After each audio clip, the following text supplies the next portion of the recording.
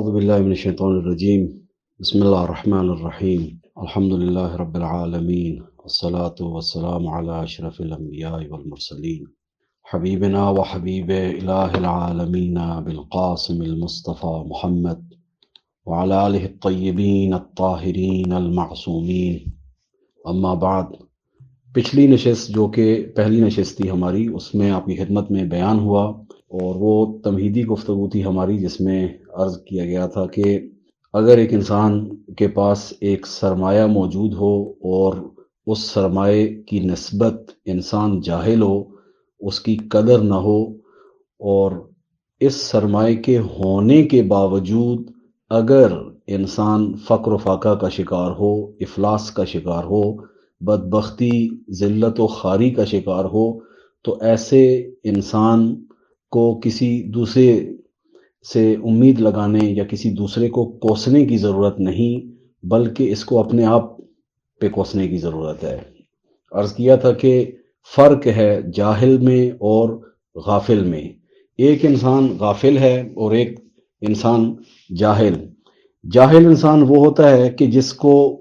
پتہ ہی نہیں کہ اس کے پاس کوئی سرمایہ ہے، یعنی اس کے پاس ہے ہی نہیں ایک سرمایہ، اور ایک ہمارے پاس غافل ہے کہ جس کے پاس سرمایہ بھی موجود ہے، سرمایہ کے ہونے کا پتہ بھی ہے، لیکن انسان اس سے غفلت برت رہا ہے۔ تو ایسا انسان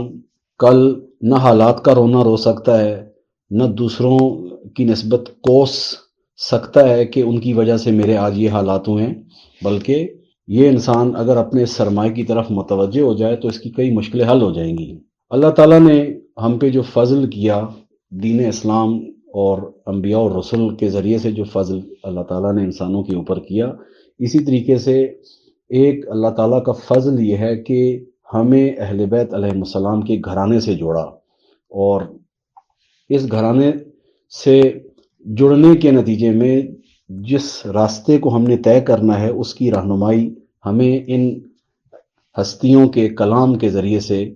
نصیب فرمائی، کہ جس میں ایک بہت بڑا سرمایہ جس کی طرف آج ہمیں متوجہ ہونے کی ضرورت ہے، وہ ہے نہج البلاغہ، کہ ایک ایسی کتاب جس کے اندر اس ہستی کا کلام موجود ہے جو فقط ادیب نہیں، فقط فصیح و بلیغ نہیں، یا اس کے پند و نصائح یا پند و نصیحتیں یا اس کی حکمتیں ایسی نہیں جو اس نے کسی کونے میں بیٹھ کر یا کسی خانقاہ کے اندر بیٹھ کر یا کسی خاص ایک محدود جگہ پہ بیٹھ کر اس نے کوئی بات کی ہے، بلکہ ایک ایسی ہستی کا کلام ہے جس نے زمام حکومت اپنے ہاتھ میں سنبھالی، جس ہستی نے ایک معاشرے کے اوپر باقاعدہ طور پر حکومت کی، اور معاشرے کے اندر ہر طرح کے اتار چڑھاؤ سے یہ ہستی آگاہ ہے۔ اور اب دیکھیں کہ اس ہستی نے یہاں جو آپ کی خدمت میں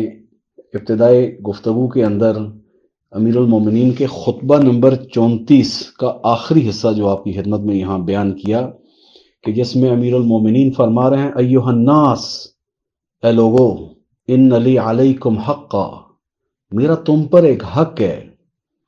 وَلَكُمْ عَلَيَّ حَقٌ، اور تمہارا بھی مجھ پر ایک حق ہے۔ اس کے بعد فرماتے ہیں کہ سب سے پہلے یہاں امام اس سے پہلے کہ اپنے حق کی بات کریں، اس حق کی بات کر رہے ہیں کہ جو عوام کی نسبت، جو امام کے پیروکاروں کی نسبت امام کے اوپر ذمہ داری ہے، اور انسانوں کا امام کے اوپر حق ہے، کیونکہ جب بھی حقوق کی بات دو افراد کے درمیان آتی ہے، تو اس وقت ہم جب یہ کہتے ہیں کہ یہ ایک فرد کا حق ہے، تو وہ دوسرے فرد کی ذمہ داری بن جاتی ہے، یعنی ایک کا فریضہ بن جاتا ہے اور دوسرے کا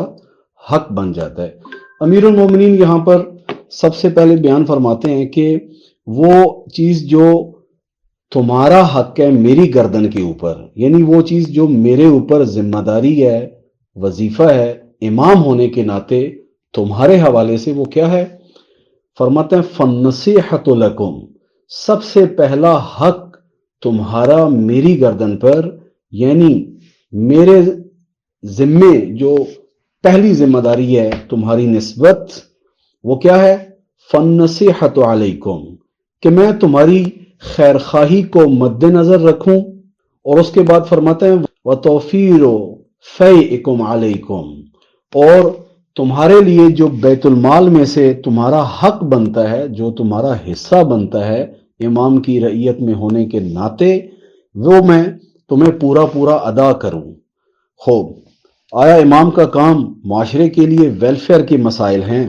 کہ فقط فلاحی کام امام انجام دے اور ہمارے گھر کا دیا امام کے ذریعے سے چلے، ہماری مادی ضروریات گھر کی امام کے ذریعے سے پوری ہوں، یہیں تک ہے یا اس سے بالاتر بھی ہے؟ یہاں امام کیا فرماتے ہیں آگے چل کر؟ فرماتے ہیں وَتَعْلِيمُكُمْ كَيْ لَا تَجْهَلُوا، اور اس کے بعد فرماتے ہیں کہ تمہارا ایک حق میری گردن پر یہ ہے کہ میں تمہاری تعلیم کا سامان کروں، میں تمہاری تعلیم کا انتظام و انصرام کروں۔ اور اسی طریقے سے فرماتے ہیں کہ یہ اس لیے تعلیم کا انتظام اس لیے کروں کہ کوئی بندہ کل امیر المومنین کی رعیت میں ایسا نہ ہو کہ جاہل رہ جائے۔ کیا فرما رہے ہیں یہاں پہ؟ وَتَعْلِيمُكُمْ كَيْ لَا تَجْهَلُوا، کہ میں تمہاری تعلیم کا سامان کروں تاکہ کوئی فرد جاہل نہ رہ جائے۔ وَتَأْدِيبُكُمْ كَيْ مَا تَعْلَمُوا، اور تمہیں تہذیب سکھاؤں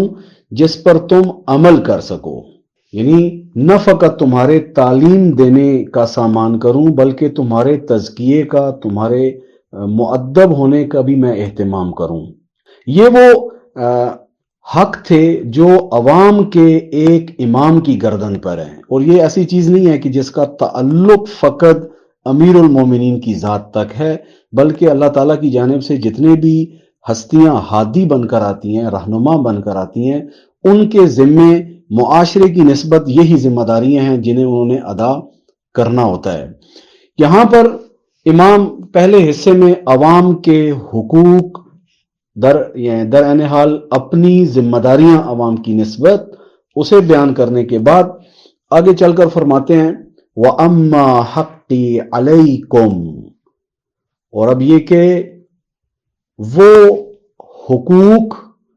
جو تمہاری گردن پہ ہیں میرے، یعنی وہ حق جو تمہاری گردن پہ ہیں میرے، یعنی تمہاری جو ذمہ داریاں بنتی ہیں میری نسبت، اس میں کیا چیزیں ہیں؟ سب سے پہلے فَالْوَفَاءُ بِالْبَيْعَةِ، فرماتے ہیں کہ سب سے پہلے تو یہ ہے کہ جب تم نے حامی بھر لی ہے، جب تم نے اطاعت کرنے کی بیعت کر لی ہے، تو اب اس بیعت کو پورا کرو، اس بیعت سے منحرف نہ ہو، اپنے اس عہد کی سے بے وفائی نہ کرو۔ یہ سب سے پہلی ذمہ داری ہے تمہاری گردن کے اوپر جو میرا حق ہے۔ اور اس کے بعد فرماتے ہیں وَالنَّصِيحَةُ فِي الْمَشْهَدِ وَالْمَعِيبِ، اور سامنے اور پشت پر، پس پشت، یعنی جب میرے سامنے ہو یا پس پشت ہو تو میری خیر خواہی کرو، یعنی اس امام کی نسبت جو جیسا کہ امام نے فرمایا کہ میرا ایک حق، میرے اوپر جو ایک ذمہ داری ہے تمہاری نسبت، وہ یہ ہے کہ تمہاری خیر خواہی کی فکر میں رہوں۔ امام فرما رہے ہیں کہ تمہاری بھی یہ ذمہ داری بنتی ہے کہ ایک امام کی نسبت جو سامنے ہے اور پس پشت ہے اس کی خیر خواہی کرو۔ کیا مطلب خیر خواہی کرو؟ یعنی امام اور اس امامت کے سلسلے کو آگے بڑھانے کے لیے جس سطح کا اہتمام کرنے کی ضرورت ہے، جس نصرت کی ضرورت ہے، اس میں کسی طریقے سے بھی تم پیچھے نہ ہٹو، بر وقت حاضر رہو۔ اور آگے چل کر امام فرماتے ہیں وَالْإِجَابَةُ حِينَ أَدْعُوكُمْ، وَالْإِجَابَةُ حِينَ أَدْعُوكُمْ، اور جب میں تمہیں بلاؤں تو میری صدا پر لبیک کہو۔ خوب، اگر ہمیں پتہ ہی نہ ہو کہ امام اس وقت کس میدان میں بلا رہے ہیں، امام کی آرزو کیا ہے، امام کی تمنا کیا ہے، اس وقت امام کے نزدیک اصلی کام کون سے ہیں جو کرنے کے ہیں، ترجیحات امام کی کیا ہیں، تو ہم کس طرح سے امام کی صدا پہ لبیک کہہ سکتے ہیں۔ اور اس کے بعد امام فرماتے ہیں وَالطَّاعَةُ حِينَ آمُرُكُمْ، اور میں جب تمہیں کسی کام کا امر کروں، حکم دوں کہ یہ کام بجا لاؤ یا کسی کام سے تمہیں روکوں، حکم دونوں صورتوں میں ہوتا ہے، امر دونوں صورتوں میں ہوتا ہے، چاہے کسی کام کو بجا لانے کی امام کا حکم دیں یا کسی چیز سے بچنے کا، چھوڑنے کا، گریز کرنے کا حکم دیں، ہر دو صورتوں میں فرماتے ہیں کہ میری اطاعت کرو۔ یہ جو امیر المومنین کا کلام ہے خطبہ نمبر 34 کے اندر، اس کا تعلق کوئی ایسے نہیں کہ یہ اس زمانے کے افراد کے ساتھ ہے، بلکہ امیر المومنین کا یہ کلام اس رہتی دنیا تک تا قیامت آنے والی نسلوں تک کے لیے ہے۔ اور یہ جو خطاب ہے ایھا الناس ان لی علیکم حقا، اس کا تعلق ہر زمانے، ہر خطے کے افراد کو ہے۔ بس یہ ہماری اس آج کی گفتگو کی ابتدا میں اس حوالے سے کہ امیر المومنین کے ساتھ جو ہمارا تعلق ہے وہ امت کا ایک تعلق ہے، اور وہ ہمارے لیے امام کی حیثیت رکھتے ہیں، لہٰذا ہماری یہاں جو ذمہ داریاں بنتی ہیں اس میں امام نے یہاں بیان فرما دیا ہے کہ بیعت جو ہم نے امام کی نسبت کی ہے، اس بیعت کی نسبت ایفا اور اس کی نسبت وفا جو ہے وہ ہماری ذمہ داری بنتی ہے۔ خوب، اس بیعت کو احسن انداز میں انجام، اس کی پاسداری کے لیے جب تک ہمیں امیر المومنین کے مطالبات اور امیر المومنین جو ہم سے چاہ رہے ہیں جب تک اسی کا پتہ ہی نہیں ہوگا تو ہم کس طرح سے امام کی اس بیعت کی وفا کر سکتے ہیں اور اس کے نتیجے میں امام کی اطاعت کر سکتے ہیں۔ یہاں پر پچھلی گفتگو میں بھی آپ کی خدمت میں چند ایک فرمودات اور چند ایک جو رہنمائی تھی اس کے کچھ حصے آپ کی خدمت میں رہبر معظم سید علی خامنہئی حافظہ اللہ کے کلام سے آپ کی خدمت میں بیان کیے نہج البلاغہ سے متعلق۔ اسی میں ایک چیز یہ بھی تھی کہ امیر المومنین کی ہستی اور شخصیت جو ہے وہ اپنے کلام کے اندر خود موجود ہے، مستور ہے امام کی ہستی اپنے کلام کے اندر۔ یعنی اگر کوئی امام کو پہچاننا چاہ رہا ہے تو شاعروں، خطیبوں کے کلام سے، چاہے وہ شعر کی زبان میں ہو یا نثر کی زبان میں ہو، وہاں سے نہیں پہچان پائے گا۔ امیر المومنین کو اگر پہچاننا ہے تو امیر المومنین ایک جگہ پہ متجلی ہیں اور اس جگہ کا نام ہے نہج البلاغہ۔ بس اس کتاب سے ہماری آشنائی جو ہے یہ بہت ہی ضروری ہے، اور بقول رہبر معظم کی ایک جگہ یہاں پہ فرماتے ہیں کہ انقلاب اسلامی، یہ جو انقلاب ہے اس کو اگر ہم چاہتے ہیں محفوظ رکھیں، اور جیسا کہ امام خمینی نے فرمایا تھا کہ یہ انقلاب جو ہے اس کا پرچم ہم نے امام زمانہ کے ہاتھ میں دینا ہے، تو اس کو اس دوام کے ساتھ، اس تسلسل کے ساتھ آگے بڑھانے کے لیے بھی رہبر معظم فرماتے ہیں کہ آج ہمیں پہلے سے زیادہ ضرورت ہے نہج البلاغہ کی طرف پلٹنے کی اور اس کتاب سے آگاہی کی۔ کہ ایک جگہ فرما رہے ہیں نہج البلاغہ از جہات مختلفی حائز اہمیت است، نہج البلاغہ مختلف اعتبار سے قابل اہمیت کتاب ہے۔ شاید بشود گفت کہ نہج البلاغہ یک مجموعی از عمدہ ترین مباحث معارف اسلامی و همه چیزهایی که برای یک انسان مسلمان و یک جامعه مسلمان لازم است در نهج البلاغه از آن سخنی و حرفی و به آن اشاره‌ای یا درباره آن بحثی و ہدایتی است۔ یہاں پر نہج البلاغہ کے اندر موجود معارف اور ان معارف کے اندر پائی جانے والی جامعیت اور عالمگیریت اور اس کا جامع الجہات ہونا، ہمہ پہلو ہونا، اس کو یہاں پر رہبر معظم نے بیان فرمایا ہے۔ کیونکہ عرض کیا تھا کہ ہماری ابتدائی جو چند نشستیں ہیں اس کے اندر ہم خود نہج البلاغہ کی اہمیت سے ہی متعلق جو ہے گفتگو کریں گے۔ یہاں رہبر معظم یہ فرما رہے ہیں کہ آج اگر ہم اسلامی معارف کو سیکھنا چاہ رہے ہیں تو اسلامی معارف کو سیکھنے کے لیے ایک اہم سورس اور منبع جو ہے ہمارے پاس وہ نہج البلاغہ ہے، کہ جس کے اندر ایک مسلمان انسان کی تمام ہدایت سے متعلق ضروریات پائی جاتی ہیں، اور اسی طریقے سے ایک مسلمان معاشرے کے جتنے تقاضے ہیں ان تمام تقاضوں سے متعلق اس کتاب میں رہنمائی پائی جاتی ہے۔ پھر اس کے بعد اسی بات کو مزید تھوڑا سا کھولتے ہیں۔ فرماتے ہیں کہ از توحید و عقائد اسلامی و اصول دین تا اخلاق و تہذیب و تزکیه نفسانی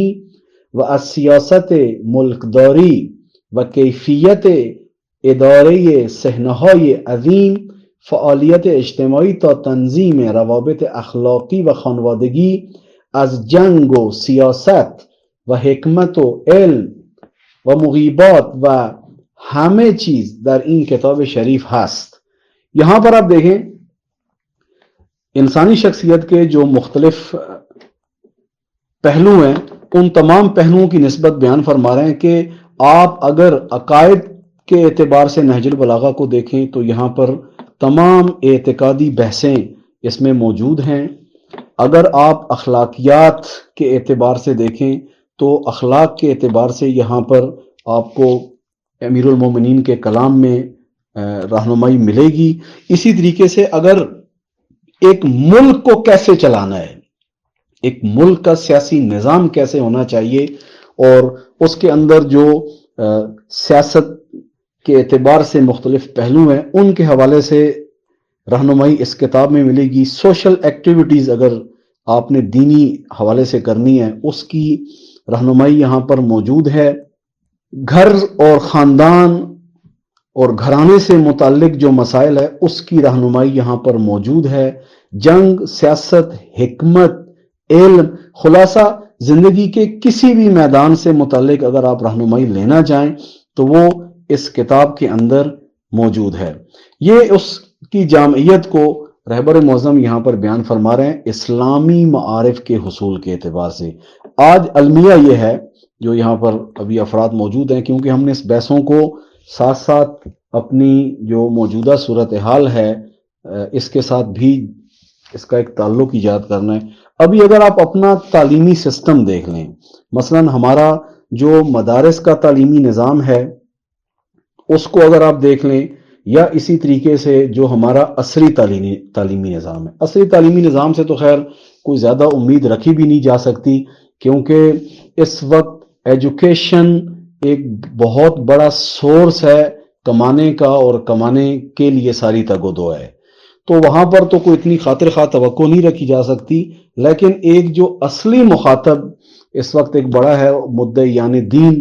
کہ جو دین کے نام پر کئی کام انجام دے رہے ہیں، وہاں پر آپ دیکھ لیں کہ نہج البلاغہ کی اس وقت کہاں حیثیت ہے. ممکن ہے ابھی ہماری اس نشست میں شاید چند ایک ایسے افراد ہوں جن کا جو ہے کچھ عرصہ مدارس میں گزرا ہو یا بالآخر دینی تعلیمی اداروں سے وابستگی رہی ہو یا ابھی بھی ہو، تو خود وہ دیکھ لیں کہ اس وقت مدارس اور اداروں کے سلیبس کے اندر جتنا صرف اور نحو اور ادبیات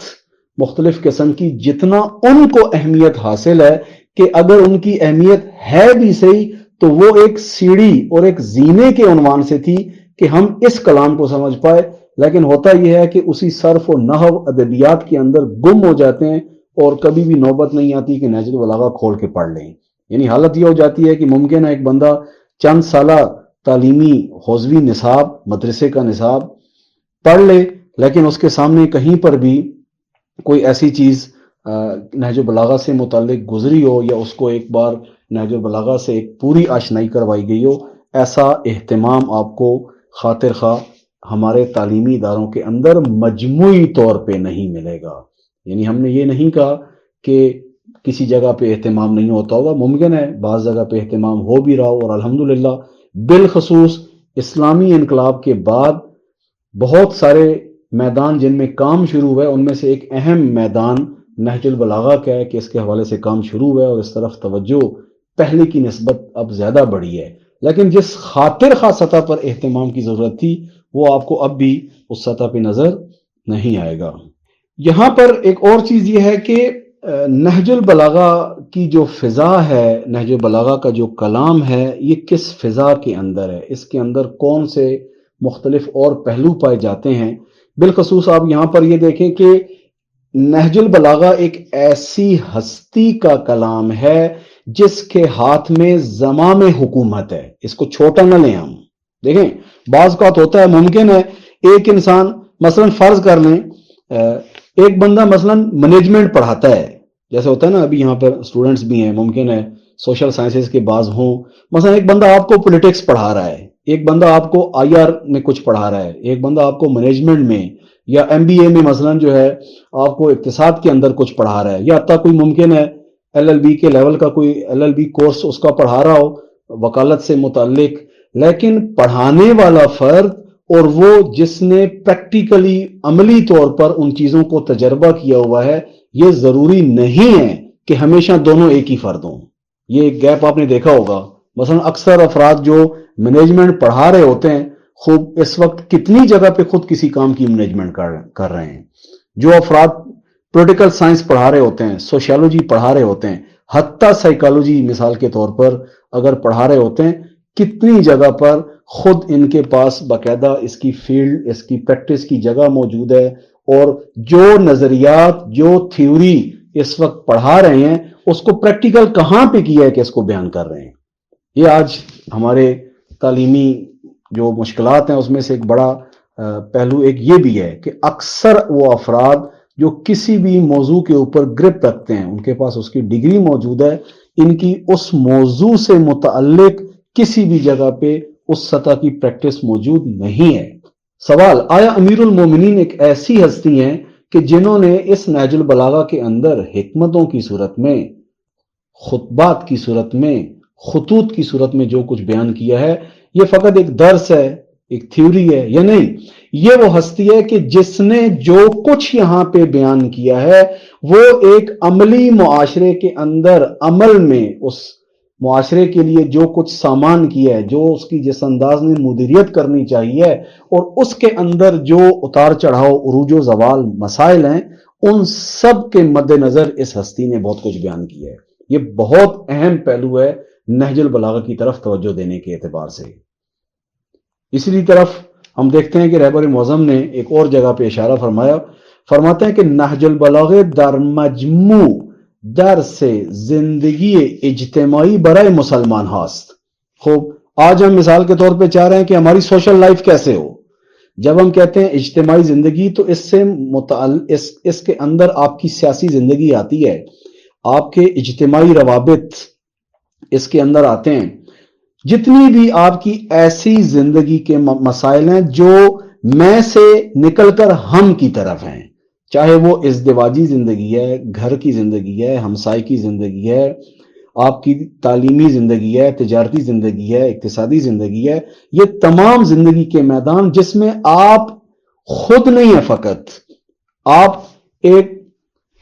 تعامل اور ایک کوارڈینیشن اور جسے کہتے ہیں دوسروں کے ساتھ ایک تعلق کی حیثیت کے ساتھ ہیں، کوئی بھی آپ کی نسبت بنتی ہو، ان تمام نسبتوں کے لیے ایک ایسی کتاب جو ہمیں ایک جامع رہنمائی دے سکتی ہے، اس ایک کتاب کا نام نہج البلاغہ ہے.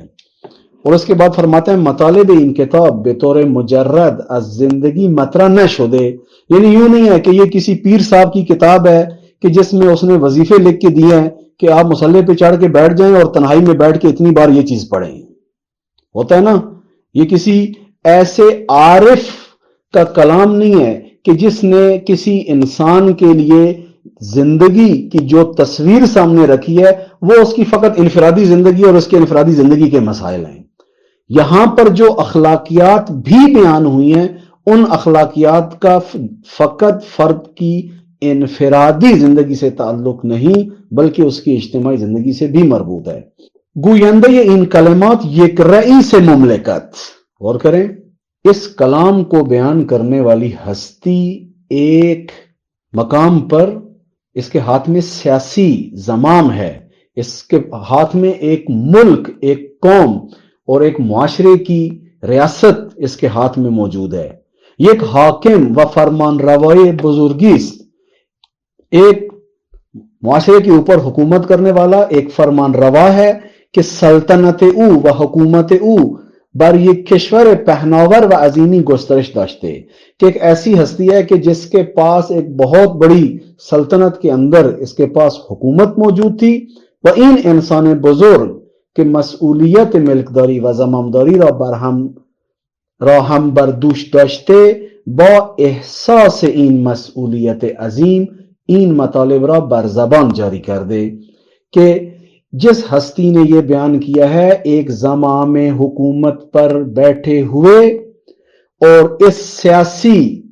مدیریت کرتے ہوئے جو کچھ اس نے معاشرے کے لیے ضرورت سمجھا ہے، معاشرے کی جن نبضوں کو اس وقت اس ہستی نے شناخت کیا، ان کو یہاں پر جو ہے اس کلام کے اندر بیان کیا۔ پھر آگے جا کے بیان فرماتے ہیں، مانند گفتهای یک حکیمی نیست که دور از غوغای زندگی و فارغ از واقعیت ها و مسائل گوناگونی که در یک جامعه ممکن است مطرح باشد می نشیند و معارف اسلامی را بیان می کند۔ فرماتے ہیں کہ یہ ایک ایسی ہستی کا، ایسے حکیم کا کلام نہیں ہے کہ جس کو معاشرے کی نبضوں کا نہیں پتا،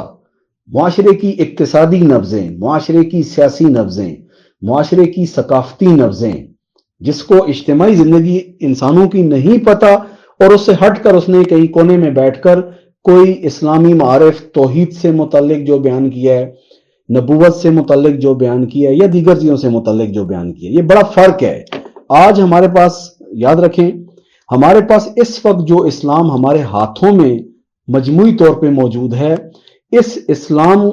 کا تعلق انسان کی انفرادی زندگی کے ساتھ ہے۔ ابھی آپ دیکھ لیں ہمارے معاشرے میں جو اسلام اس وقت ترویج جس کی جا رہی ہے، وہاں پر حج بھی انفرادی ہے، یعنی آپ حج پہ چلے جائیں، آپ کے ہاتھ میں ایک توضیح المسائل پکڑا دیں گے، اور اس کے احکام بھی اس پہلو سے کہ جس سے آپ کا فقط انفرادی مسئلہ حل ہو سکے، اس پہلو سے آپ کو حج پہ جانے سے پہلے تربیت دی جائے گی۔ آپ نے قربانی اس انداز میں کرنا ہے، آپ نے سر کے بال اس انداز میں منڈوانا ہے، آپ نے احرام اس جگہ سے یوں باندھنا ہے، اتنا کپڑا ہونا چاہیے، یہ جگہ ڈھانپی ہونی چاہیے، پاؤں کے نیچے چونٹی نہیں آنی چاہیے۔ اس طرح کے جو انفرادی دین کے مسائل ہیں، ان کو تو بیان کر دیا جاتا ہے، لیکن حج کا جو سب سے بڑا فلسفہ ہے کہ برات از مشرکین اور مسلمانوں کے اندر پائی جانے والی یونٹی، اتحاد اور وحدت کو اس مقام کے اوپر عیاں کرنا ہے، یہ کتنا کام ہوتا ہے، اس روح کو کتنا بیان کیا گیا ہے۔ اور توحید کا جو اجتماعی پہلو ہے انسانی زندگی کے لیے، کہ جس میں سب سے اصلی ترین مسئلہ حاکمیت کا ہے کہ حاکمیت کس کے ہاتھ میں ہونی چاہیے تمام میدانوں کی، یہ کتنا اس کے اندر بیان ہوتا ہے۔ تو لہٰذا ابھی آپ دیکھیں کہ ممکن ہے اس وقت ایک اور المیہ جو ہمارے معاشرے میں ہے وہ یہ ہے کہ ممکن ہے اس وقت ایک تعداد معاشرے میں موجود ہو،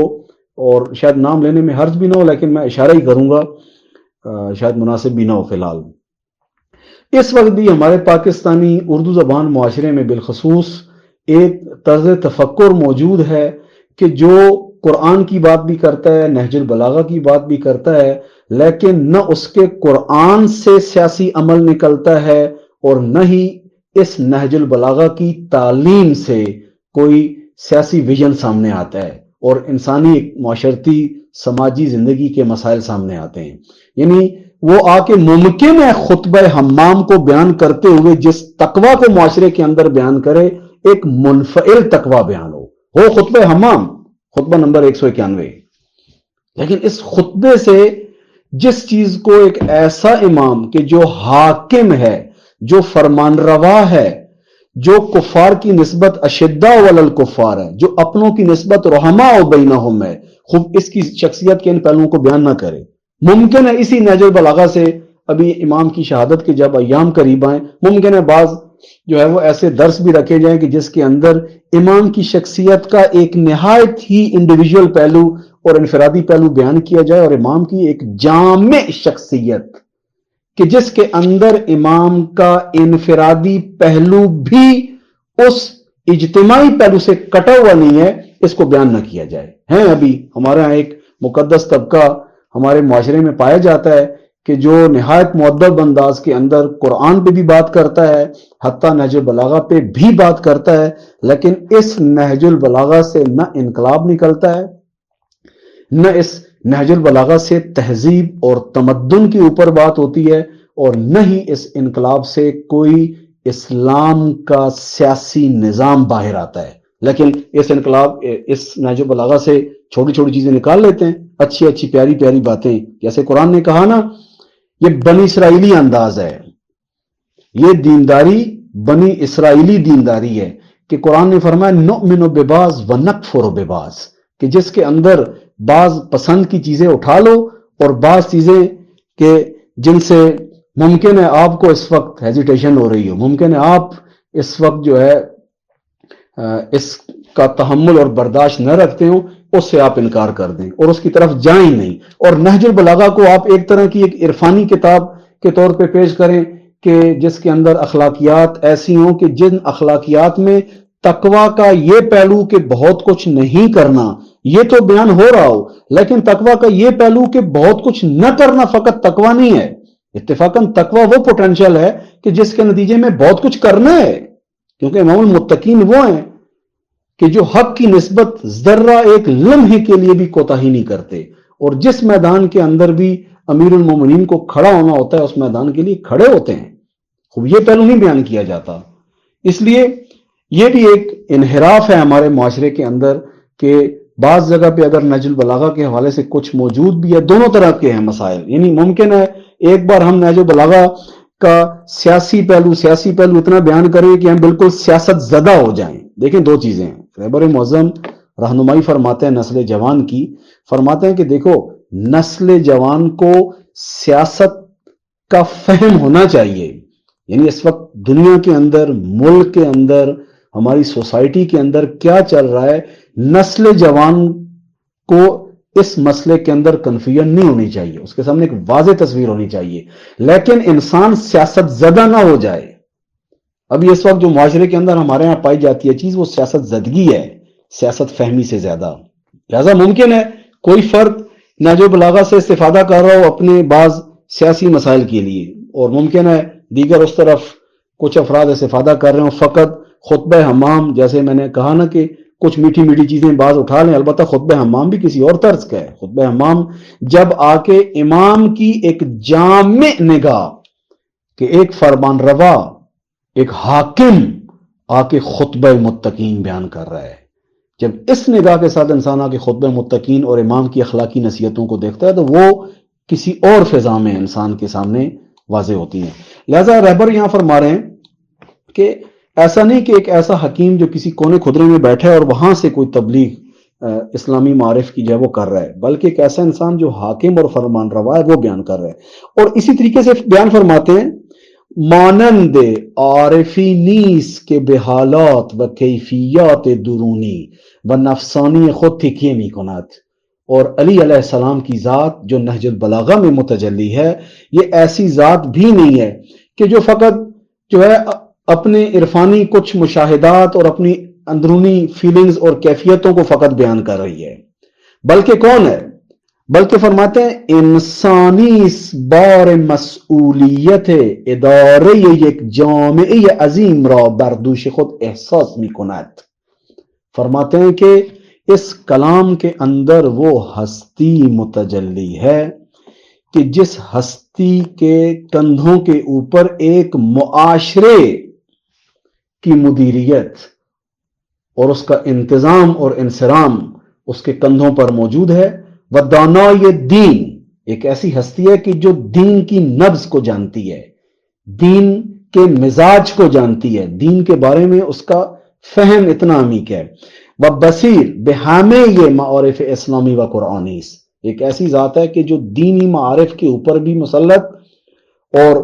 جو قرآنی دینی معارف ہیں ان کی نسبت اس کے اندر بصیرت پائی جاتی ہے. با آنہا حرف با این دل پر معرفت. دیکھیں ان جملوں پہ گزارش کروں گا کہ مزید دقت کریں. فرماتے ہیں کہ با این دل پر معرفت، یہ ہستی اس با معرفت دل کے ساتھ جو معرفت سے بھرا ہوا دل ہے اس کے ساتھ، با این روح بزرگ، اور اتنی عظیم اور بڑی روح کے ساتھ و در مقام این مسئولیت با مردم روبرو می شود. ایک ایسی ہستی اتنے بامعرفت دل کے ساتھ،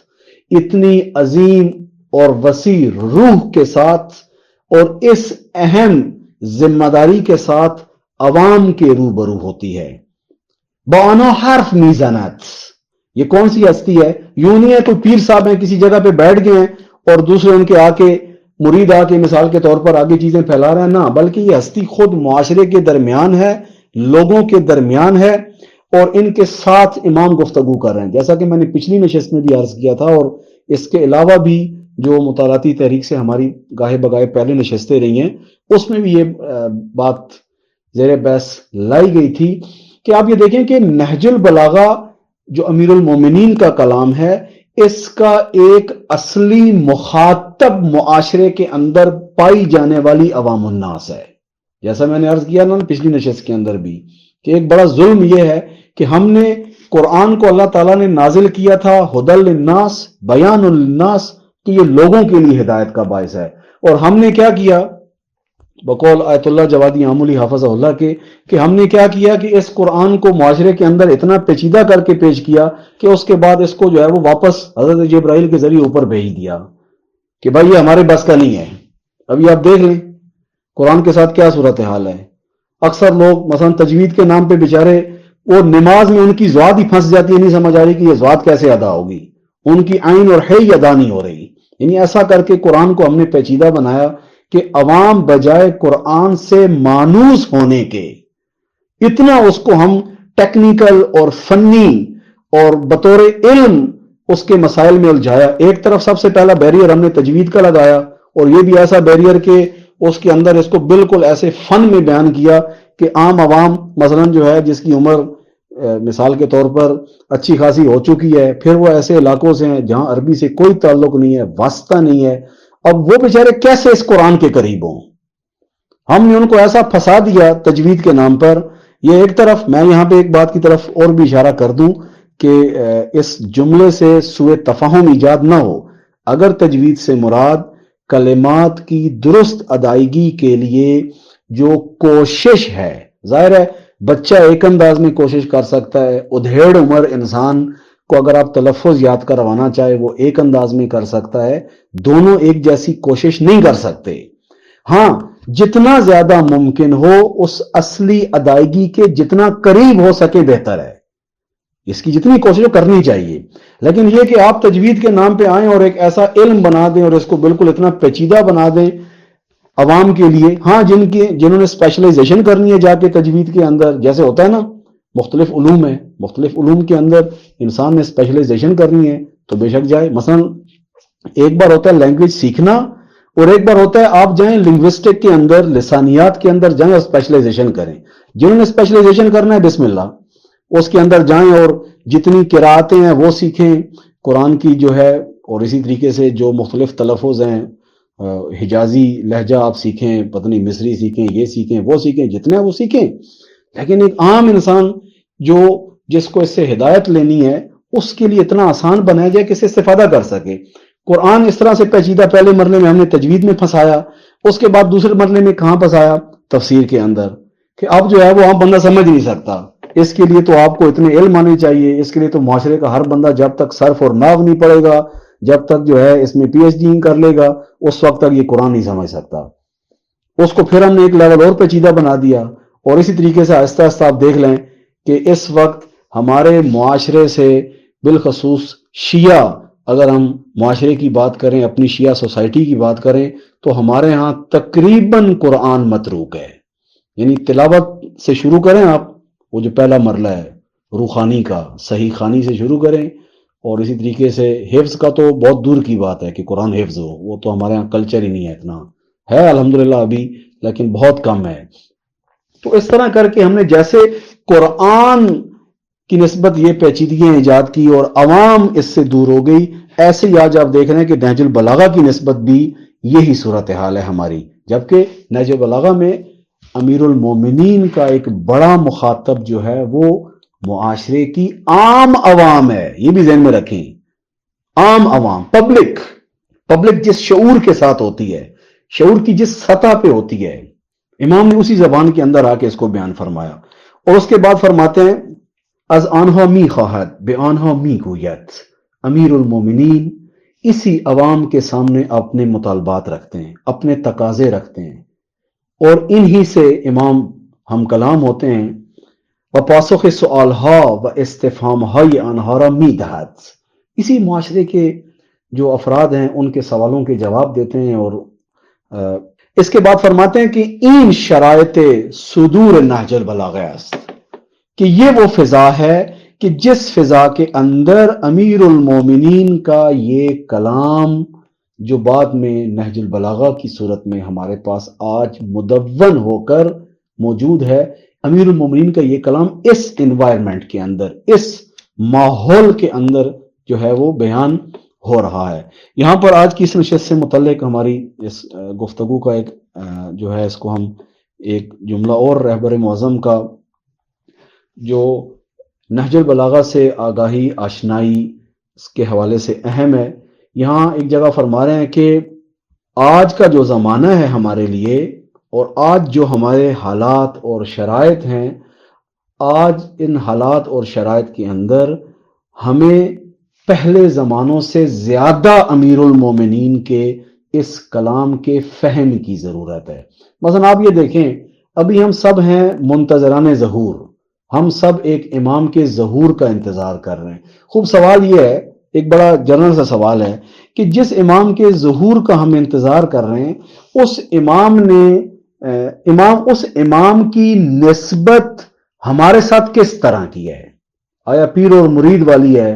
مرشد ہیں وہ ہمارے اور ہم ان کے جو ہے وہ مرید ہیں، یا وہ امام ہیں اور ہم ان کی امت ہیں؟ اگر یہاں رابطہ امام اور امت کا ہے تو امام اور امت کا رابطہ کس طرح کا ہوتا ہے، اس کے اوپر جامع کتاب کہ جس کے اندر مختلف حالات، واقعات، اتار چڑھاؤ جو ہیں معاشروں کے امام کے ساتھ رابطے کے اندر، اس کو بیان کیا گیا ہے. کیا ہمارے پاس اس وقت ضروری نہیں ہے کہ نہج البلاغہ کی نسبت جو ہے ہماری توجہ پہلے سے زیادہ ہونی چاہیے؟ ظاہر ہم ایک امام کے منتظر ہیں، یوں تو نہیں ہونا کہ جس امام کے ہم منتظر ہیں انہوں نے آ کے کوئی اور ایسا کام کرنا ہے کہ جس کام کے انجام دینے کے پیچھے امیر المومنین نہیں تھے. اور ایسا کام تو نہیں ہے، کیونکہ آپ یہ جو فضیلت کا جملہ سنتے ہیں اور ہم اس کو فضائل کی نگاہ میں بھول جاتے ہیں کہ اس کا تعلق کہاں کہاں اس جملے کا، کہ فرمایا گیا ہے کہ اولنا محمد، اوسطنا محمد، وآخرنا محمد، وکلنا محمد. اس کا کیا مطلب ہے؟ اس کا مطلب کیا ہے کہ یہاں پر جو کچھ اللہ تعالیٰ کی طرف سے نقشہ رسول اکرم کی ذات لے کر آئیں اور انہوں نے عملی کرنے کی کوشش کی، اور جس کو اجرا کرنے کے لیے امیر المومنین نے کوشش کی، یہ وہی چیز ہے جس کو امام زمانہ نے آ کر بھی اجرا کرنے کی اور اس کے عملی کرنے کی کوشش کرنی ہے. لہٰذا اللہ تعالیٰ سے دعا ہے کہ پروردگار ہمیں یہ توفیق عطا فرمائے کہ امیر المومنین کے اس کلام سے ہم زیادہ مانوس ہو سکیں اور اپنی زندگیوں کے اندر امیر المومنین کے اس کلام سے استفادہ کرتے ہوئے اپنی زندگیاں اس علوی طرز زندگی اور علوی حیات کے ساتھ ایک نسبت جو ہے اپنی زندگیوں کو دے سکیں اور ویسی زندگیاں ہم اپنی بنا سکیں. والسلام علیکم ورحمۃ اللہ وبرکاتہ.